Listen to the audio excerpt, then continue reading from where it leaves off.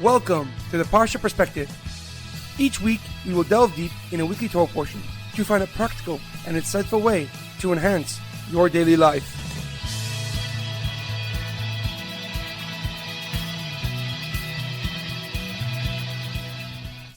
Thank you for tuning in. My name is Rabbi Shalom Yemini, and each week we will look into the weekly Torah portion to find practical and insightful ways to enhance your daily life. This week's Parsha Perspective is in honor of the immediate and speedy recovery of Daniel, Aaron, Moshe, Ben Ruth. May he and all those who need a Refuah Shlema experience God's mercy and compassion. This week's Parsha Perspective is in loving memory of Leah, Mintche, Bas Yaakov, Yosef, Edward Ben Efraim, Shlomo Ben Edward, and Yirachmiel Daniel Ben Gedalia. May their souls be uplifted and may the memories be a blessing. This week is a double Torah portion, Parshas Tazria Metzora, the 8th day. Our Parshas discuss some of the complex laws of Tumah and V'Taharah, ritual purity and impurity. We begin with the purification process that a woman must undergo after childbirth. This involves immersing herself in a Mikvah and bringing a sacrifice in the Beis Hamikdash or the Mishkan. The Torah then explains the intricate laws of Tzara'as, a skin discoloration, and since it is a physical reaction to a spiritual transgression, the person who receives it is ritually impure. A Kohen must see the person who thinks they have the symptoms of Tzara'as, and after the Kohen examines it and judging by the various signs, such as an increase in size after 7 days, he will pronounce it pure or impure. A person diagnosed with Tzara'as must dwell alone outside the city limits until it is healed. Once the prescribed time has passed, the person must undergo a rigorous purification process to return to their city and community. However, a question comes to mind. The second mitzvah in our parsha is bris milah, the obligation of circumcising a baby boy at just 8 days old. Similarly, the first step in healing Tzara'as is waiting 7 days after the Tzara'as stops increasing. And on the 8th day, they can begin the purification process to re-enter society. Additionally, last week's Torah portion began on the 8th day from the inauguration of the Mishkan, Parshas Shmini. Why is the number 8 a core component of many important mitzvahs? What is so unique and special about this number that it is overrepresented in the spiritual realm? The Chizkuni Rav Chizkiah ben Mana gives a simple explanation. He quotes the Talmud in Shabbos 130a that explains that a bris milah is on the 8th day and why it is. According to Rabbi Eliezer, the 8th day signifies that you can do a bris milah even on Shabbos because it's a greater mitzvah. Hence, a bris milah can even be done on the year's holiest day on Yom Kippur if it's the baby's 8th day. The Chizkuni explains that the 8th day indicates an important obligation requiring additional focus and emphasis.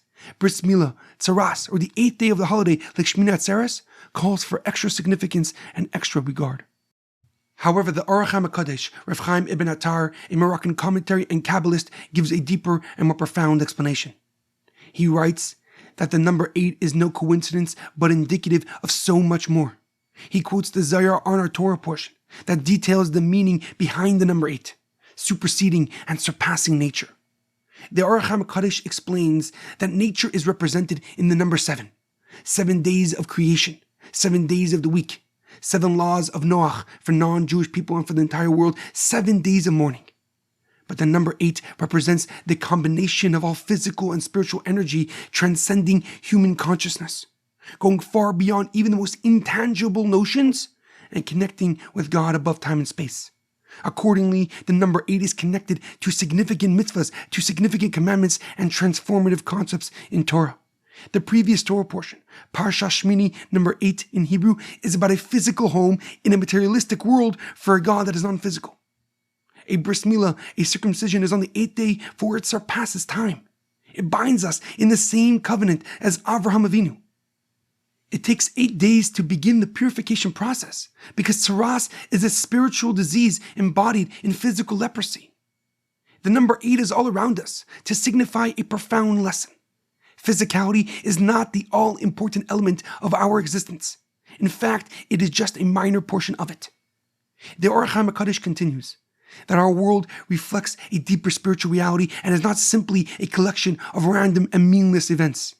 We are the expression, we are the manifestation of God's thoughts and desires. And with every mitzvah we do, with every moment we learn, we grow closer to our source. We get closer to our Creator and our Father in heaven. The Talmud in Sukkah summarizes the 70 bulls that were sacrificed in the Beis Hamikdash during the Sukkot holiday. They were offered in honor of the 70 nations of the world and included in the blessings for the upcoming year. The holy and great sage Rabbi Eliezer explains that on the 8th day, on Shmini Atzeres, that only one bull was sacrificed and only for one people, for the one and only Jewish nation that exists far beyond the reality of this world and is chosen by God. This deep and profound lesson from the Orach HaMakadosh is ever more relevant as it was just Yom HaShoah, Israel's Holocaust Remembrance Day, a day when we remember the horrific tragedies of the past and the senseless murder of millions of our brothers and sisters, but also a day that we vow to never forget, never to let go of their legacy and thrive in the face of adversity, to live, exist, and flourish in our innate condition, above nature, on the 8th day, in God's holy and divine reality. In our daily life, it is imperative that we realize that we can accomplish far more than what we think is possible. We are only limited to the capacity of our imagination and creativity. But through listening and learning, we enable our soul to sing its divine song, to share its godly light with the world. There's a powerful quote by Rabbi Lord Jonathan Sachs. The affirmation of Jewish life after the Holocaust is itself a testimony to the covenant that survives and to the voice of God that continues to be heard, no matter how little, by the contemporary descendants of those who stood at Har Sinai. Have a great weekend and good Shabbos.